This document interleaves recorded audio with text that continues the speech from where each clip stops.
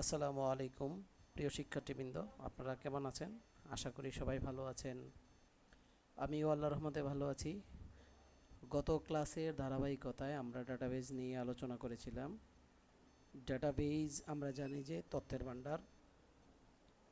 ডাটাবেজে এই তথ্যের ভাণ্ডারে বিভিন্ন ধরনের সফটওয়্যার ব্যবহার করা হয়।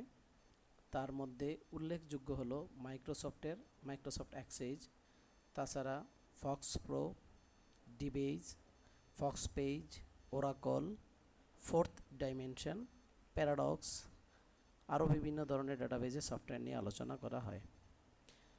তো ডাটাবেজ ব্যবহারের কৌশল অথবা মাইক্রোসফট অ্যাক্সেসে কিভাবে ডাটাবেজের কাজ করা যায় আমরা তা নিয়ে আলোচনা করব। প্রথমে আমরা আমাদের একটা কম্পিউটারের ওপেন করে স্টার্ট বাটনে গেলাম। স্টার্ট বাটন থেকে আমরা প্রথমে অল প্রোগ্রামসে যাব। স্টার্ট বাটন থেকে অল প্রোগ্রামসে গেলাম। অল প্রোগ্রামস থেকে মাইক্রোসফট অফিস ওপেন করলাম। আপনারা দেখতে পাচ্ছেন যে এখানে অনেকগুলি মাইক্রোসফটের প্রোগ্রাম আছে। তার মধ্যে আমার দরকার হলো মাইক্রোসফট অ্যাক্সেস। এগুলি অফিস প্রোগ্রাম অথবা প্যাকেজ সফটওয়্যার বলা হয়। মাইক্রোসফট অ্যাক্সেসে ক্লিক করলে মাইক্রোসফট অ্যাক্সেসের একটা উইন্ডোজ চলে আসলো। এখান থেকে আমার দরকার একটা ব্ল্যাঙ্ক ডাটাবেজ, অর্থাৎ খালি একটা ডাটাবেজ। সেই ডাটাবেজের জন্য আমরা ব্ল্যাঙ্ক ডাটাবেজের মধ্যে ক্লিক করব। তারপরে এখানে একটা চলে আসবে ফাইল নেম। এখানে আমি যে নামে ডাটাবেজটা সেভ করব সেই নামে আমি সেভ করতে পারি, অথবা বাই ডিফল্ট হিসেবে এই ডাটাবেজের মধ্যে যে নাম দেয়া থাকে সেই নাম রেখেই আমি ক্রিয়েটের মধ্যে ক্লিক করব। ক্রিয়েটের মধ্যে ক্লিক করলে আমার একটা ডাটাবেজের ব্ল্যাঙ্ক ডকুমেন্ট চলে আসলো। তো আমরা আগেই জানি যে ডাটাবেজ হলো তথ্যের ভাণ্ডার।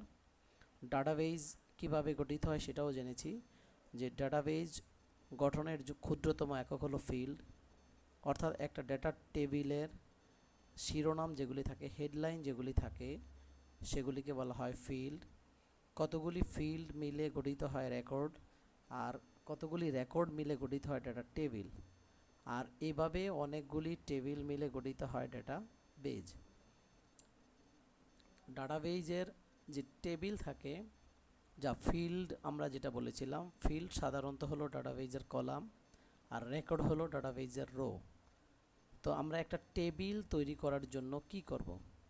প্রথমে টেবিল তৈরি করার জন্য আমার ডাটাবেজের যে ব্ল্যাঙ্ক ডকুমেন্ট আসছে সেখানে আমি উপরের দিকে যাব। দেখেন ভিউ যে অপশন আছে তাকে এটা একটা তীর চিহ্ন আছে যেটা বলে ড্রপ ডাউন, এটার মধ্যে ক্লিক করব। এখানে চলে আসছে ডিজাইন ভিউ।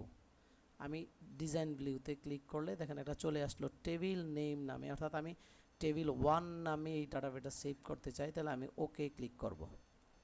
ওকে ক্লিক করার পর আমার ডাটাবেজের একটা অপশন চলে আসলো। এখানে আমি আইডি নেম বাই ডিফল্ট দেয়া আছে। আইডি ছাড়া আমার যদি সিরিয়াল দরকার হয় আমি সিরিয়াল দেব। তারপরে এখান থেকে আমি অন্য একটা টেবিলে যাওয়ার জন্য ট্যাব বাটন কিবোর্ড থেকে ইউজ করতে পারি। ট্যাব ইউজ করলে আমার তারপরে চলে আসলো। এবার আমার ডাটা টাইপ উল্লেখ করতে হবে। তাহলে আমাদেরকে জানতে হবে যে ডাটা টাইপ কি। ডাটা টাইপ হলো ডাটা টেবিলে যে সকল ডাটা ব্যবহার করা হবে সে সকল ডাটাগুলি কোন ধরনের হবে সেটা কি বলা হয় ডাটা টাইপ। আর একটা ডাটা টেবিলের উপরের হেডলাইন যেগুলি আমরাকে ফিল্ড বলে থাকি, এই ফিল্ডগুলির মধ্যে যেই ফিল্ড দিয়ে আমি কোনো ডাটা টেবিলকে আইডেন্টিফাই করতে পারি, অর্থাৎ অন্য ফিল্ড থেকে আলাদা করতে পারি, সেই ফিল্ডকে বলা হয় প্রাইমারি কি। একটু খেয়াল করেন উপরে যে প্রাইমারি কি নামে কি এর একটা ছবি দিয়ে সেটা দেয়া আছে, আমরা সেটা দিয়ে প্রাইমারি কি অর্থাৎ আইডেন্টিফাই করতে পারি বলে এটা প্রাইমারি কি হিসেবে আছে। এখানে আমার ডাটা টাইপের মধ্যে ডাটা উল্লেখ করতে হবে। সাপোজ এখানে অটো নাম্বার দেয়া আছে, এই ডাটা টাইপের মধ্যে আমি কি লিখব, সেটার মধ্যে টেক্সট লিখব, না তারিখ লিখব, না সময় লিখব, না টাকা পয়সার হিসেব লিখব, ইত্যাদি ইত্যাদি। যদি আমি কারো নাম লিখি তাহলে সেটা ডাটা হবে টেক্সট, অর্থাৎ নাম সবসময় টেক্সট দিয়েই হয়।